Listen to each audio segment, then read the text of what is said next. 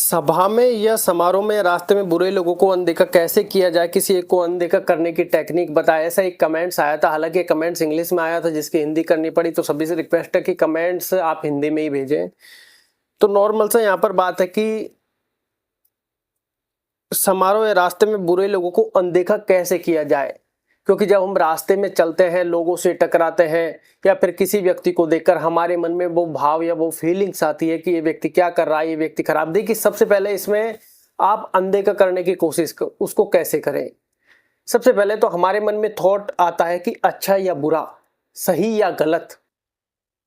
तो सबसे पहले इस थॉट को ही आपको त्यागना होगा। अगर आपको लोगों को अनदेखा करना है तो सबसे पहले इस थॉट को आपको त्यागना होगा, या फिर कहें कि इस थॉट से आपको कहीं ना कहीं निकल कर बाहर आना होगा कि कोई भी व्यक्ति अच्छा है या बुरा है। क्योंकि हम अपने आप को नहीं देखते। सबसे पहले मान लो आज हम जैसे धार्मिक है, इसको बड़ी गहनता से आप समझने का प्रयास करना। मान लो जैसे आज धार्मिक है, आज हम धार्मिक हैं, तो कल को कोई अनैतिक कार्य हमसे नहीं हो सकता, ऐसा नहीं है। अगर हमारे द्वारा कोई अनैतिक कार्य लिखा हुआ है तो वो हमको करना पड़ेगा, या फिर कहें कि हम स्वतः ही करते चल जाएंगे, ऐसी रूपरेखाएं बन जाएंगी, तो क्या आप गलत हो गए? नहीं, वो व्यक्ति अपना कर्म कर रहा है सहज स्वभाव से। आप उसकी चाहे अच्छाइयों को देख रहे हैं, चाहे बुराइयों को देख रहे हैं, चाहे पैसे को देख रहे हैं, चाहे अवगुण को देख रहे हैं, वो अपनी उसी क्षेत्र में रहकर कर रहा है। हो सकता है आपका उससे मनमुटाव हो गया हो, क्योंकि क्या है, इग्नोर करने के लिए हो सकता है आपका कुछ उसने बिगाड़ा हो। मतलब बहुत सारी चीजें, पैरामीटर्स इसमें आते हैं। लेकिन सबसे पहले जो ये फीलिंग्स आती है अच्छे या बुरे वाली, ये आपको कहीं ना कहीं इग्नोर करनी पड़ेगी। जैसे सामने जो व्यक्ति है वो भी समय है, वो भी अपना प्रारब्ध लेके बैठा है, वो भी अपना कर्माज कर रहा है।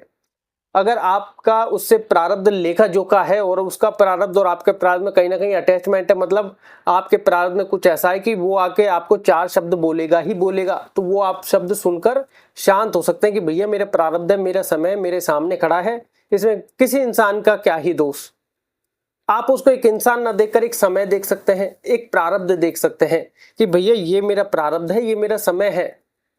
क्योंकि हर व्यक्ति आज जैसे जो भी व्यक्ति अच्छे अच्छे गुणों में आगे बढ़ रहा है, मैं ऐसे एक आपको बात बताता हूँ। एक व्यक्ति था जो दारू को लेकर बड़े कहीं कि उसमें वो थे कि भैया ये पीते हैं, ये खराब व्यक्ति है, ये मैं तो उसके मरे हुए के दाग में भी नहीं जाऊँ। ये आम कहावत है कि दारू पीने वाले के तो हम दाग में भी नहीं जाते, बड़ी फेमस है और गाँवों में तो बिल्कुल ही फेमस है। तो कहीं कि 2-4 साल बाद कुछ ऐसा हुआ कि वो व्यक्ति खुद उस जोन में चला गया, खुद शराब पी रहा है। तो अब परिभाषा क्या हुई सही गलत की, जबकि वो शराब पीने वाले को गलत बताता था। सही गलत का फैसला हम नहीं कर रहे, शराब पीने वाले को वो गलत बता रहा था, क्योंकि वो व्यक्ति तब तक शराब नहीं पीता था। फिर उसके बाद में कुछ क्या हुआ ऐसा, या फिर ग्रह नक्षत्र ऐसे बने कि वो शराब वाले जोन में चला गया। अब जो व्यक्ति को पहले वो शराब वाले को गलत बता रहा था, वो सभी सही हो गए, क्योंकि वो खुद पीने लग गया। मेन मैटर ये है कि हम उसको किस नजरिए से देख रहे हैं, किस भाव से देख रहे हैं।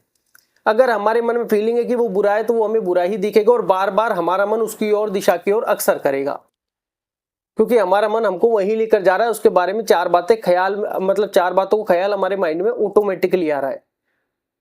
तो यहाँ पर जो आपने बोला है कि बुरे लोगों को, पहले बुरे लोगों की परिभाषा क्या है, क्योंकि हर व्यक्ति अपने अपने प्रारब्ध से और अपने अपने कर्म से बंधा हुआ है और उसके विपरीत वो नहीं जा सकता।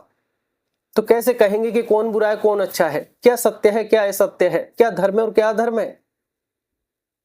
किसी को पता ही नहीं है कि धर्म क्या है और अधर्म क्या है। अगर किसी की व्यक्ति के कुंडली में, अगर भी किसी व्यक्ति के चार्ट में, किसी व्यक्ति के प्रारब्ध में अनैतिक कार्य लिख गया और वो व्यक्ति धार्मिकता में है, तो क्या होगा उसका? वो अनैतिक कार्य करेगा और उसका अपमान होगा, क्योंकि वो अपमान उसके पैरामीटर में सेट हो गया है। फिर आप कहोगे कि यार ये व्यक्ति कितना अच्छा था, क्या बुरे कार्य कर रहा है, ऐसे इसको क्या जरूरत पड़ी?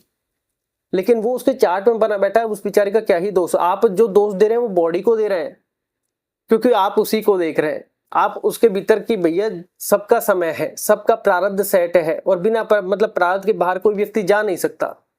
तो व्यक्ति को दोष आप दें चाहे ना दें, चाहे अपनी वापस समझदारी दिखा दे, चाहे आप थोड़ा सा ज्ञान, थोड़ी सी अवेयरनेस, कुछ भी दिखा सकते हैं। भैया व्यक्ति का दोष नहीं है, ये इसका कार्मिक अकाउंट है, इसके प्रारब्ध में ऐसा है, ये उस चीज को भोग रहा है या उस चीज को कर रहा है और आपके साथ उसने गलत किया है। तो आप ये सोच सकते हैं कि वो आपका प्रारब्ध है, क्योंकि बिना प्रारब्ध के नहीं होता। तो आप उसको प्रारब्ध मान सकते हैं, आप उसको अपना समय मान सकते हैं, इग्नोर करने की जरूरत ही नहीं पड़ेगी।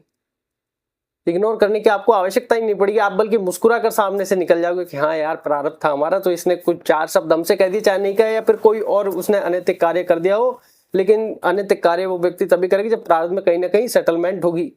क्योंकि बहुत सी बार ऐसा होता है ना कि कोई एक व्यक्ति अनैतिक कार्य करने की सोचता है, लेकिन दूसरे के प्रारब्ध में होना चाहिए पहले। जैसे मान लो आज आप मेरे से कुछ अपशब्द या कुछ ना कुछ ऐसा कोई अनैतिक कार्य मान लो मेरे साथ आप करना चाहते हैं, लेकिन मेरे प्रारब्ध में नहीं है, तो वो नहीं होगा। कोई ना कोई रूपरेखा ऐसी बनेगी कि आपने कोई तीर चलाया, आते आते वो मेरे पास आने से पहले कोई बीच में से काट के ले गया तीर कोई। तो ये वाली बात आप समझ सकते हैं। तो सबसे पहले आपको अपने मन के भाव चेंज करने होंगे, फिर वो अपने आप इग्नोर या तो आप उसको कर दोगे या आपके मन से वो ऑटोमेटिकली इग्नोर होने लग जाएगा। ऑटोमेटिकली ये सारी प्रोसेस हो जाएंगी, क्योंकि अब उसके प्रति आपके मन में वो बुरे ख्याल नहीं है। क्योंकि जब हम किसी व्यक्ति के बारे में कोई भी ख्याल हमारे दिल में मतलब हमारे दिमाग में हम रखते हैं, एक तो होता है ऑटोमेटिकली आता है, एक रखते हैं कि ये व्यक्ति ऐसा है, तो वो ख्याल बार बार आने लग जाते हैं। जब वो व्यक्ति से हम टकराते भी नहीं है, लेकिन सामने अगर हमको दिख जाए तो ऑटोमेटिकली वो ख्याल इग्नोर करना चाहते हैं, लेकिन इग्नोर हो नहीं पाता, बार बार उस पर फोकस होता है, क्योंकि वो आपके यहाँ बैठा है। आपने सही गलत वाली डायरेक्शन दे दी है उसको। जब आप इस डायरेक्शन को अब तोड़ोगे, ब्रेक करोगे, खत्म करोगे कि यार इस बॉडी को प्रारब्ध भोगना है और इस बॉडी के द्वारा ही सारे कार्य होने हैं, अच्छे भी बुरे भी, सब कुछ इसी के द्वारा होना है और सब कुछ इसी के साथ वापस भी होना है, इसको भोगना भी है और इसको करना भी है। तो आपका नजरिया बदलने लग जाएगा, लोग अपने आप इग्नोर होने लग जाएंगे। ये बात आप ध्यान रखें। और मन को शांत करने के लिए अगर बार बार आ रहा है तो मेडिटेशन ध्यान का आप सहारा ले सकते हैं। धन्यवाद।